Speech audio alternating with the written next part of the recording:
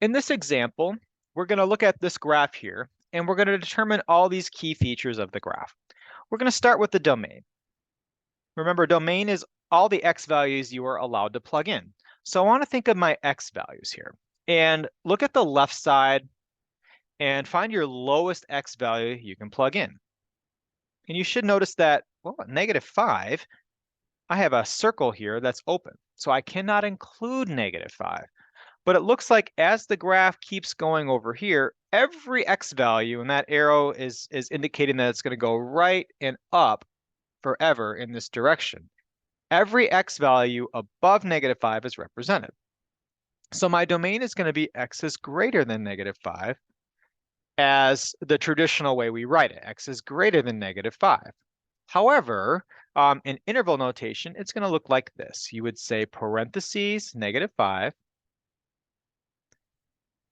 comma, infinity, because it's going to the right forever. So x is greater than -5 is parentheses -5, comma, infinity. Infinities and negative infinities always get parentheses. Your range are your y values that you get.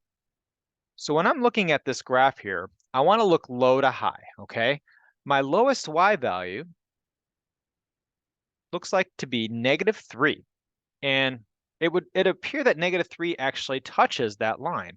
So everything above y is greater than or equal to -3 seems to be part of my range because, again, this arrow indicates that it's going to go up forever. So y is greater than or equal to -3 is going to look like this. Square bracket, because I'm including the -3. So -3, comma, infinity. Local minimum and local maximum. A local minimum is a minimum that occurs in a certain region, okay? So if I look at minima, that's the low point, I want to find, well, that's a max. That goes down here. Looks like there's a minimum right there.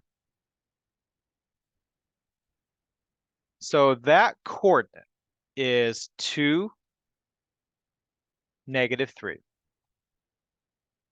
And so that would be considered a local minimum.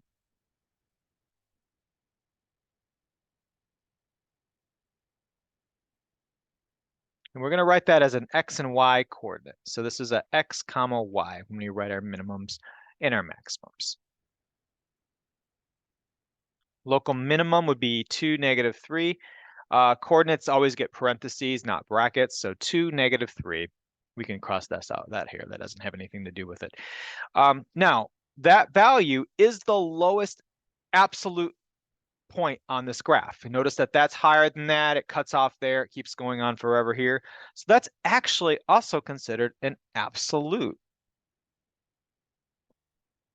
minimum.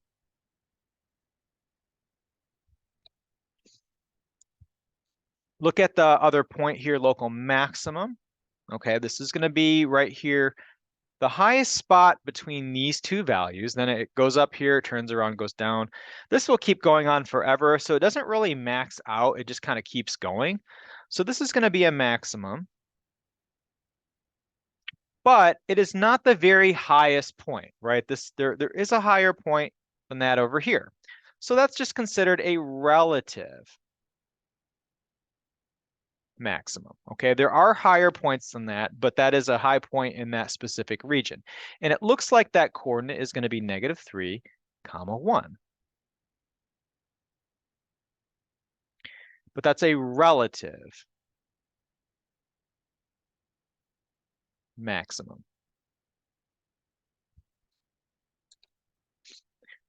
As far as increasing goes, increasing and decreasing, I want to look at kind of in the same region here. So increasing intervals are going to be intervals, and these are always going to be x values, okay? So I'm only looking at x values for this, this, and this. Between what x values are we showing increasing intervals? And oftentimes there are multiple ones. So when I look at the left side here, I look at that first interval, and you see how that's going up as it goes to the right. Well, that interval right there isn't increasing, okay? It's increasing between these two x values, -5 and 3. or -3. Notice that after -3, it turns around and goes back down.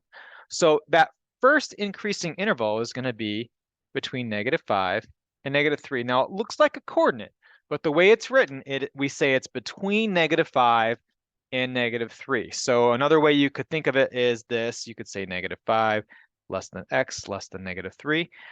That is the increasing interval because it's going right as going up as it goes to the right. So one of its intervals of increasing is -5 to -3. Now I like to do the whole thing at once, so I just go to the next interval. I'm going to go from the turning point here, and I'm going to go in the opposite direction. You'll see now, well, that interval is starting to turn downward, right? In fact, between this point here and this point, that graph goes down as it goes to the right. So between what two values is that? Well, it looks like it's between -3 and 2. All right. Well, that's a decreasing interval because it's going down as it goes to the right. So it's decreasing between -3 and +2. Okay, between -3 and 2. So I'm going to go down to my intervals of decreasing. And notice that it basically picks up where we left off here. I'm increasing from -5 to -3. I turn around and I decrease from -3 to 2. And then finally, it turns back around over here at 2, and it goes up, and it goes up forever, okay? It never does not stop going up. So we call this part of the graph infinity, okay? So it's decreasing from -3 to 2, but then after 2, between 2 and infinity, because it goes on forever, this whole part of the graph is going up. So it's increasing between 2 and infinity. So for every value greater than x, greater than 2, that is an increasing interval. So from 2 to infinity. And I've covered all the intervals here. We like to join our intervals that are separate with a little u. Just means a union. We join them together. So it's increasing from here to here, from -5 to -3. Then it turns around and decreases from -3 to 2, followed by a turnaround once again at 2, and then forever to the right, it's going to increase. So we're going to keep going all the way to the right. Now let's see here. For positive and negative, I find it helpful to have a clean graph for this one. So just because to point out what would be positive and negative and not interfere with our increasing and decreasing intervals. So I'm going to use blue for positive, okay? Our positive intervals are what's above the x-axis, above the x-axis. Remember, these are still x values we're trying to figure out. So if I look at the x-axis, that's my cutoff point. And I have between this point right there and this point right there, that graph is going to be above it, okay? So we notice that between what two x values would that be considered positive?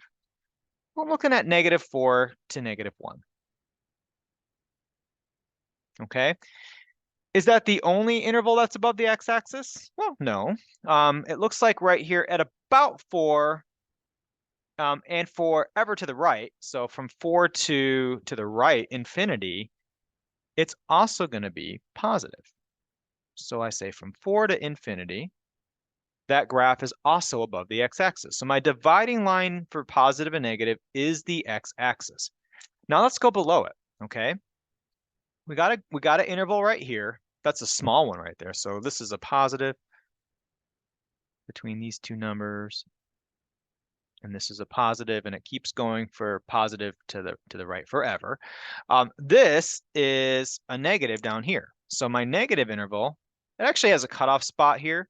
It's between these two values here. That's a negative.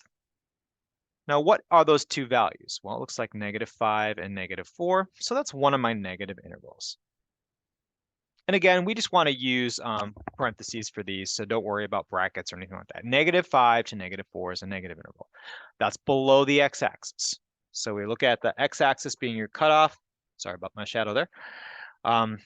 And we want to find that this value is considered negative. Well, we have another value that's -2, and that's going to be over here. looks like it's between -1 and +4. -1 and +4. So that's also a negative interval. -1 to 4. -5 to -4. Those two values would be considered below the x-axis, so they are negative intervals. So we're going to also join them together.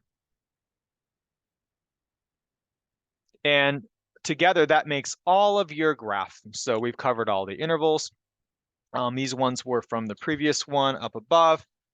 Just as a refresher here, we had those here, and I had them a little bit more in detail. So if you rewind, you can see my rationale for the color coding on those, coupled with the new ones that we just calculated for positive and negative.